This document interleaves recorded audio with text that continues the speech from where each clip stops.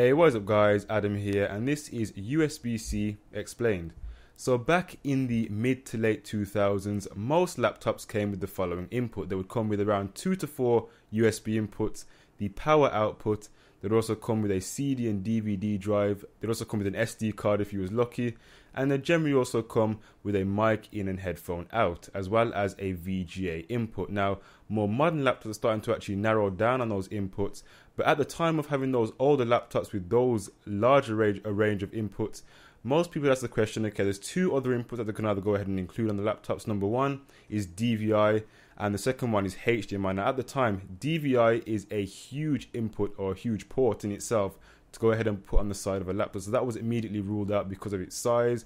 The second question was that why don't people go ahead and include HDMI on laptops? Now, the reason with that was because at the time, compatibility was an issue with HDMI because many businesses would still use projectors with VGA to go ahead and project their work. So VGA was still needed to be used as a term of compatibility issue, especially when it came to businesses and laptops. So that is the reason why people did not go ahead, or companies did not go ahead and immediately replace VGA with HDMI. Okay, so now you've gained an understanding about certain inputs on laptops. Now, laptops being the key device in this whole video, let's go ahead and address the idea of USB-C. So a lot of you familiar with USB-A, that's pretty much the most common type of USB input out there, found on memory sticks and all sorts of other devices.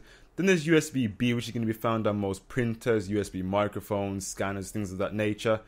And then there's USB-C. Now, the whole idea and the whole hype of USB-C has mainly been created by Apple and their Spring Forward event on March 9th with their new MacBook.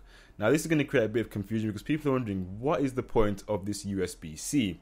Now, the whole idea of USB-C is to be able to incorporate all those inputs I mentioned before that were available on laptops in the past and incorporate it into one single input. Now, this is going to be able to cut back on the amount of devices, and it's also going to be able to increase the amount of space that can be created on the laptop. Now, this means that when laptops start to become thinner, USB-C is going to be needed because of its small form factor. Now, USB-C has the ability to override 1,000 watts of power.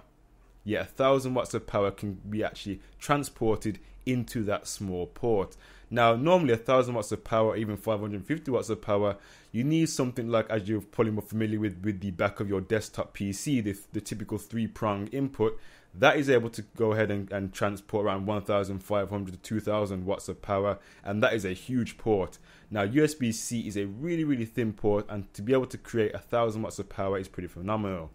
Now, this input on the new MacBook, for example, is also going to be used to charge the unit itself, which again, you need that amount of watts of power to go through and charge the unit because a small ordinary USB port would not be able to carry that sort of wattage. So not only can USB-C be used as a means of charging the laptop, especially on the new MacBook, it's also going to be able to be used to actually power external displays. And that is going to be a real advantage for people who don't want to go ahead and use the old standard or the old school VGA input, and even in some cases the HDMI input, because rumor has that this USB-C is going to be able to carry 4K, but don't quote me on that, that's just a rumor, but that would be really good if it has the ability to do that.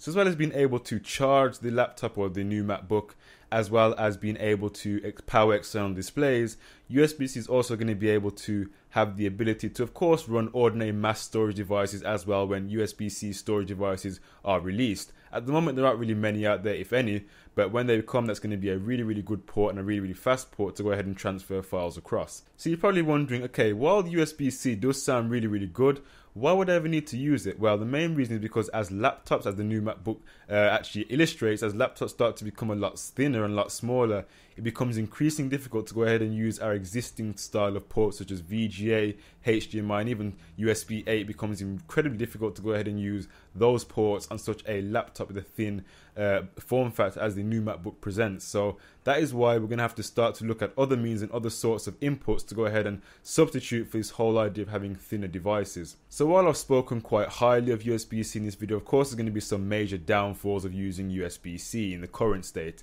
Now, of course, on the current market, there aren't any USB-C monitors, for example, out on the market so far. So that's going to be something that people are going to have to wait for. And compatibility with using USB-C at the current stage is going to be very, very difficult because, number one, there aren't really many USB-C type converters out there. I mean, Apple said they're going to go ahead and release one that's going to cost you around about £80. So that's not going to be very cheap. But in all fairness, there are going to be some, you know, third-party ones that are going to be created in the not-too-distant future. But at the moment now, trying to find USB-C converters is going to be very, very difficult. So going back to the new MacBook, of course, another disadvantage there is that if you want to go ahead and connect multiple devices, that is going to be a huge problem, because if you want to, say, connect a mass media storage device, a microphone, a printer, all in one go, you're going to need a whole array of hubs and devices, and it's just going to look really, really messy on your desk with your new MacBook.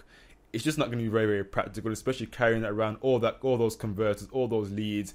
It's just going to be a real pain in the neck. So that's going to be another problem with USB-C. It's not really very convenient for a lot of people who are going to be carrying a lot of devices with them, because it's only one input on the new MacBook, for example. So trying to connect multiple devices to that is going to be a real problem. Anyway, guys, that's pretty much been USB-C explained. If you did enjoy this video, then don't forget to give it a big thumbs up. And of course, subscribe if you want to go ahead and see more tech videos in the future. This has been Adam here. Thank you for watching. Take care. And of course, I'll see you guys in the next tech video. Bye for now.